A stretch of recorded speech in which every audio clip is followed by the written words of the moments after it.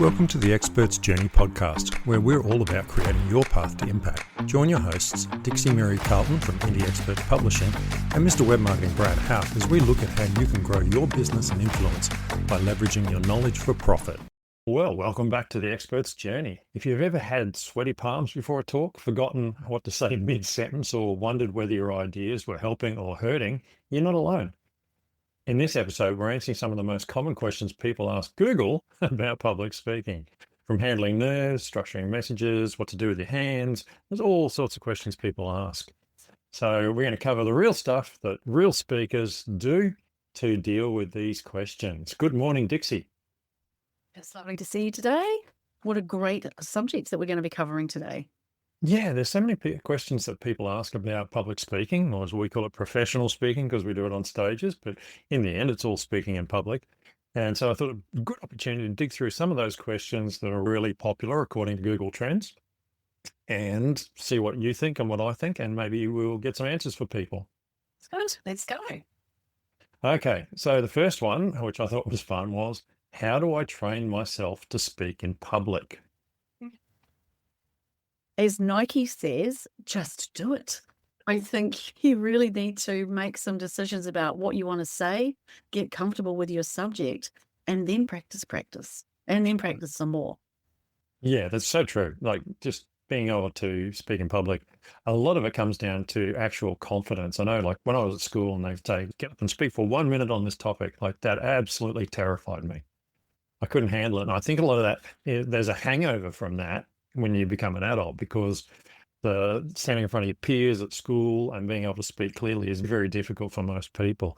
And because of that, people tend to think, oh, well, I can't speak in public. And that's not true. I think if you write out your bullet points or you write out your speech, depending on how far you want to go, and you might use a PowerPoint to help illustrate things, you can train yourself by going through it multiple times before you do it. I think the biggest mistake people do is they write a speech and then they get on stage and speak it, and they don't know what's coming next. And trying to speak and remembering a speech is really hard, especially if you're already nervous. Whereas if you have 2 or 3 topics that you know you can speak about from at a dinner party or general FAQs that you get at any event that you go to, if you are really clear on how you answer those questions, then you may have 2 or 3 different ways of saying the same words, but you're not going to crucify yourself by thinking, oh, I forgot where I was at in my answer. You speak to the subject and you sound more real and more authentic. And then practice those great lines. That's important. Practice those answers to the common questions and then stand up and speak about it. And I think too, deciding that you're going to practice and use places like Rotary or breakfast clubs and small gatherings to just practice being in front of a small group is a good way to start as well, without putting too much pressure on yourself. Yeah, small groups are really good. And I think that's where organizations like Toastmasters really come into the fore too, because they give you a chance to just do short speeches and get used to actually standing up and speaking about a range of topics. Obviously, as you move into the world of professional speaking, you're speaking for half an hour, 45 minutes, an hour and a half, depending on what the gig is. And you do need to train yourself further. But if you're just starting out, absolutely get involved with an organization that helps speakers. Don't go to one of the big gurus or something like that. Toastmasters is more than enough to get you on your feet and get you going. And from there, into your small rooms and so on. Yeah, it's just one of those things. It's practice. So next one, which I think really handles off the top of that one, is why do I struggle to talk in public? Maybe because you're not confident and because you haven't practiced enough and you haven't really thought about what it is that you're wanting to say. And so if you are really clear on your topic and what you want the audience to take away from what you're wanting to say, that's going to help with that confidence. If you're on a mission, if you feel really passionately about something, then remembering that's what you're there for is going to make a difference to how you feel when you're standing up and doing that. Yeah, I think it really also comes down to where you're speaking in public. So every situation is different. So if you're speaking at a boardroom at work and you're giving a presentation about a project you're working on, you probably find you can do that without any troubles at all. But if someone said, can you stand up in front of the whole company and give the same thing, you would perceive it as different, even though it's really the same group of people and all that. So perception is, I think, comes into play here. And once you realize that people are people, and if you're practicing, you know your topic, you're going to be fine. There'll always be people in the room who are skeptical. There'll always be people who probably ask a few questions. You shouldn't be surprised by that. You should be prepared for that.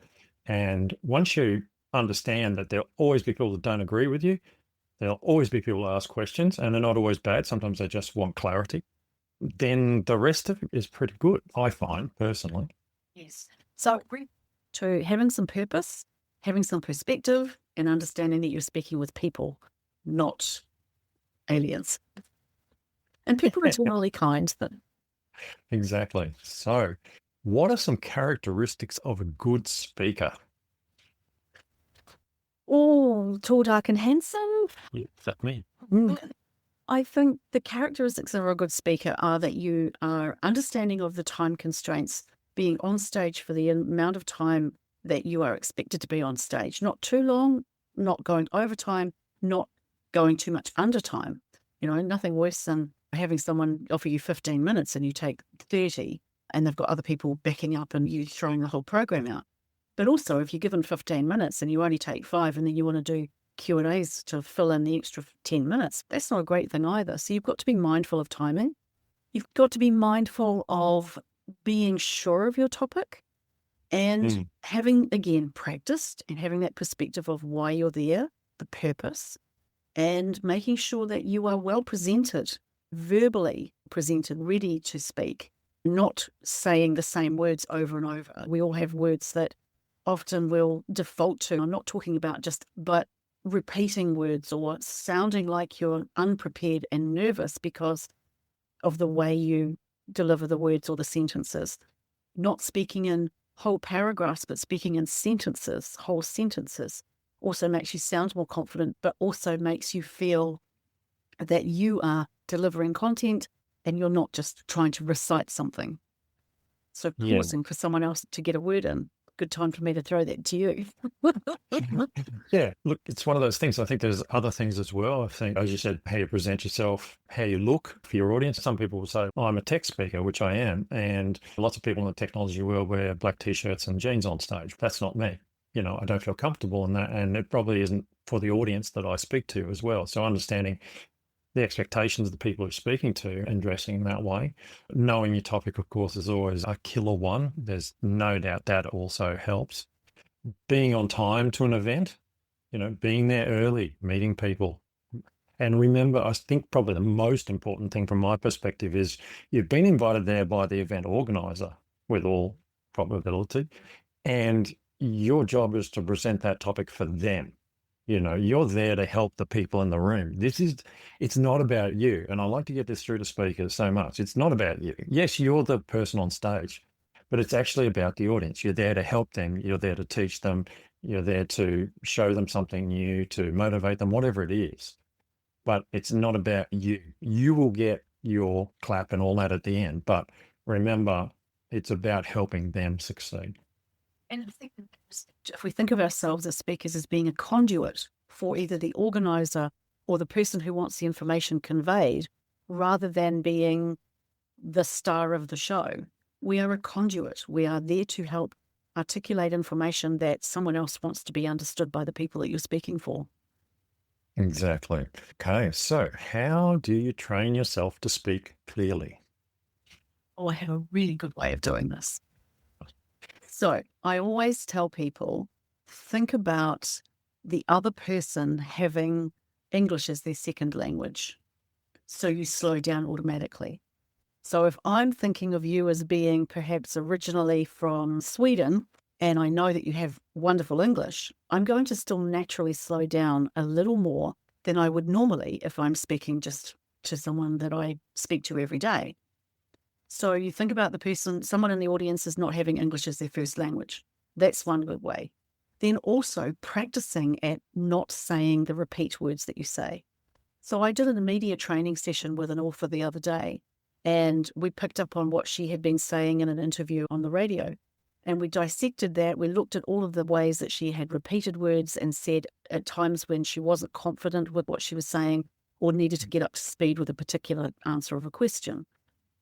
So we went through the whole process of how do you not say those repeat words? How do you slow yourself down so that you are 100% in the moment with every word you say? And there are tricks and techniques for that.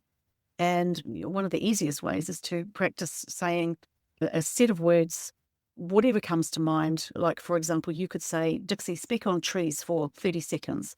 And throwing me into the deep end of speak about trees for 30 seconds means I'm going to have to stop and think about that.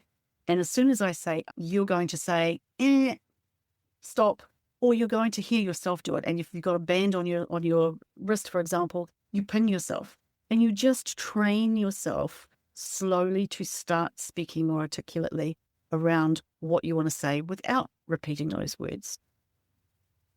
Yeah, that's a good point. I know when I was growing up, my mother always used to say, Brad, enunciate your words. Yes. It's such a true thing. It's trying to speak clearly so that each word is broken without being robotic about it. Now, funnily enough, I picked up a few habits from working with voice recognition software, because when you're working with voice recognition software, especially in the early days, you had to very much slow down and enunciate each word. Now you can speak normally to it. It's obviously come a long way. But yes, the ability to slow down your thoughts. And sometimes that comes down to the presentation. So when you originally do the presentation, you might say, I've got 10 minutes, but you try and put 15 minutes worth of content in there. And so you've got a race. And when you race, you run your words together and it doesn't sound as good. So practice again allows you to pull out sections or slides, depending on how you do your presentations, to be able to slow down. And then when you practice it, you get used to speaking at that speed and it becomes much better, because Australians are normally very fast speakers. I remember when I went to America first time in 84, I rang from the hotel room down to the concierge and asked for something. And the guy's like, I have no idea what you just said. He said, could you speak more slowly? And I was like, I was speaking slowly. So yeah, speed can really affect that. So slowing down a little bit and taking a breath and giving people time to think is a good way to help. And another tip, I think, in terms of the timing, is that if you are aware of how much time you have on stage, because when you're on stage, you will often forget how much time you've already been up there. So having someone in the room that can give you the 10 minutes to go, put your heads up, or someone that can hold up a brief sign that says 5 minutes to wrap, that allows you to then decide how much more you want to say, so you don't start to rush at the end. Or if you're waiting for someone to give that 10-minute sign and you feel like you've already said everything, you still know that you've got that much more space to fill. So you can think about that and not stumble yourself over, oh my goodness, we've got a whole 15 minutes to go for Q&A. Oh, I've run out of material. You don't want to be in that place. Yeah. But you also don't want to suddenly realize you've only got 1 minute to go and the organizer or the MC has stood up and is waiting in the wings already, and you feel like you've still only got halfway through. So having someone give you time pointers so that you're not actually looking at the clock deliberately during the onstage time.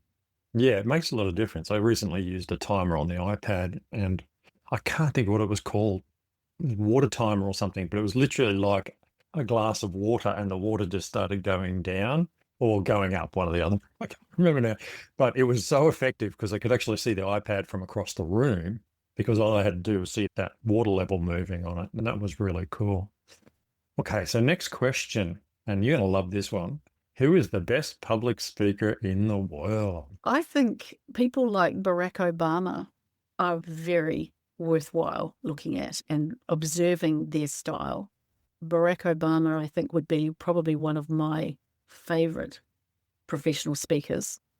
Obviously, he had a long time practicing. He was the president, but you compare him and even Ronald Reagan to people like, obviously, Donald Trump. And I'm just being political for a minute because they're the people that we see often on stages around the world on news programs. You see how clearly they take seriously what they do and their need to get the information across and also be human and be liked. I think we're exposed to so many great professional speakers at all the events that we go to and the conferences we attend. It's very hard to pick someone great and say that's the best. But if you're talking about great politicians as a shining example of brilliant speakers, Barack Obama and probably Ronald Reagan would be right up there with my 2 all-time favorites. Yeah, it's interesting because obviously you see people like that speak more than other people. And I suppose once they retire, you do see them speaking about general topics, not just political topics. For me, I find that there's a whole range of speakers that I really like, but the one that stands out more than anyone is Zig Ziglar. Now, he's passed now, but Zig stuff, I actually own the See You at the Top CD selection, which was on tape when I first listened to it. And I now have that on MP3. And it is one thing that I can listen to over and over again because of his use of story. His ability to tell stories and funny stories is just outstanding. And I've seen so many great speakers. I suppose it depends on what you're looking for. You might say Anthony Robbins is fantastic on stage, but is he a great speaker? Yes, he is, but there's no comparison. Everybody's so different. But in the end, there's always going to be people who you will gravitate to, who you would love to see speak over and over again. And for me, yeah, look, Zig Ziglar is one I would recommend to anyone who wants to be a speaker. If you want to understand how to control a crowd with story, he is brilliant. I think back into the professional speaking industry, and particularly in Australia, Ron Tacky, the late, great Ron Tacky, was absolutely extraordinary. I think Terry Hawkins has the ability to wow audiences, make them laugh, make them think. She puts on a performance which is absolutely extraordinary to watch if you're a part of an audience. And I've seen her speak a number of times. Even Alan Pease, I saw him again last year speak, and he's probably one of the first professional speakers I ever saw way back in the 80s. And he still has the ability to capture the audience and take them on a journey. And I love the way he does that. There are some brilliant people who, even just in our own backyard, they're not necessarily politicians. They are well-rehearsed, practiced, award-winning, highly skilled presenters on topic. And it takes a while to get there, but those would be some of my other favorites. Yeah, there's so many, as I said, so many good speakers, but there's always those one or two that to you personally probably stand out. And for me, it's always the thing that I suppose I'm worst at, which is storytelling. The best speakers are great storytellers. And you'll hear me say that over and over again. Okay, so what have we got now? Oh, this is a good one. How to improve my lack of confidence. I think we've already covered that one, isn't it? We won't cover that, really. As a speaker, your confidence will grow when you are well practiced, well ready, feeling that you are in the right place and that you know what is expected of you and how to manage the expectations of the people you're speaking for. Yeah. So here we go. What are some good public speaking topics? This is one you always get. Oh, I want to speak publicly, but what should I talk about? My favorite answer to that is that you think about what you get asked most about when you are sitting at a dinner table with strangers or you are in a networking event and people want to know what it is that you do. What is it that you're passionate about? What lights you up? How do you feel when someone says, tell me more about that? How does that work? What do you say? What is it that you have that is special or unique or interesting about you? Yeah, I think like I like to look at things. Obviously, you've got that way of looking at it. And then the other way is you got people who say, I'd like to talk about this. And I'll often look at it from, is it a topic that is come and go? So say AI, ChatGPT, for example, just changes all the time. So that's a topic that's going to come and go because we will evolve through it. But then we have our evergreen topics. And people work in the industry who have been working in an evergreen area and they're still around because the topic is always valuable. For example, leadership is a great one in that area. And leadership, of course, covers a multitude of areas that we can break down. But I think that I'd like to see people think about longevity as well as just what's a great topic. What area can I work in that's going to give me longevity and help me build a business and those sorts of things. I think that the danger is that people decide, oh, that speaking thing looks like a good fun thing to do. I'll get into that. Or I'll come up with a new topic. Or I'll go from being a speaker on technology to raising flower beds. Okay, I don't know much about it, but I'm interested. I think I could be good at that. It looks like an easy topic. No, seriously. Stick to what you know, write what you know, speak what you know, and just get really good at that. Yeah, that's good advice. I think knowing what you know and then turning that into something that's really useful to other people is the key. And you can be an expert in many areas, but there'll be one that you're better at and that people really actually want to know about, or more correctly, need to know about. People want to know about lots of things, but need is different. Also, identifying who is your target market. Where is the lowest hanging fruit for you? Yeah, absolutely. That pretty well brings me to the ends of the questions. I've got a few others here, but they're repeating what we've already been through. So did you have any that came up in your head while we're having a conversation? The question that I get asked the most is, how do I develop my content? And so I think that's a good one just to wrap this up on. If you know what you want to speak about and you are going to present something, then put some time into developing your content so you take your readers or your audience on a journey. You start with the beginning, the middle, the end. Structure what you're presenting on in a way that flows.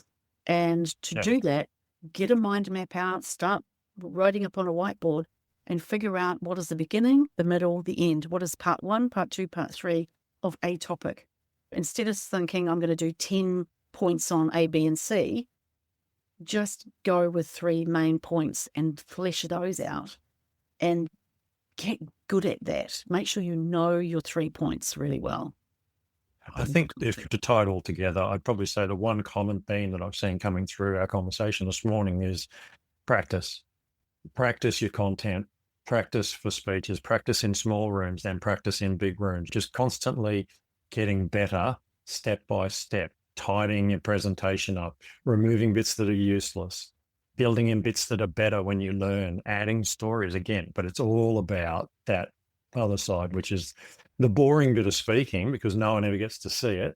But having to practice is absolutely key to controlling all of your nerves and everything to do with public speaking. Absolutely. What a great series of questions. That was fun. Yeah, exactly. Thanks for tuning in to the Expert's Journey. If you picked up some useful tips today, take a moment to subscribe and share this episode with a fellow speaker or expert in your network because it really helps us reach more people. And don't forget to check out our books on Amazon, Dixie's Start with a Draft, How to Easily Plan and Write a Non-Fiction Book, and my book, Microcourse Profits, Build a 7-Figure Income with Bite-Sized Courses. Both are packed with practical tools and tips to help you grow your business faster. We'll catch you next time. Thanks. See you later, Brad.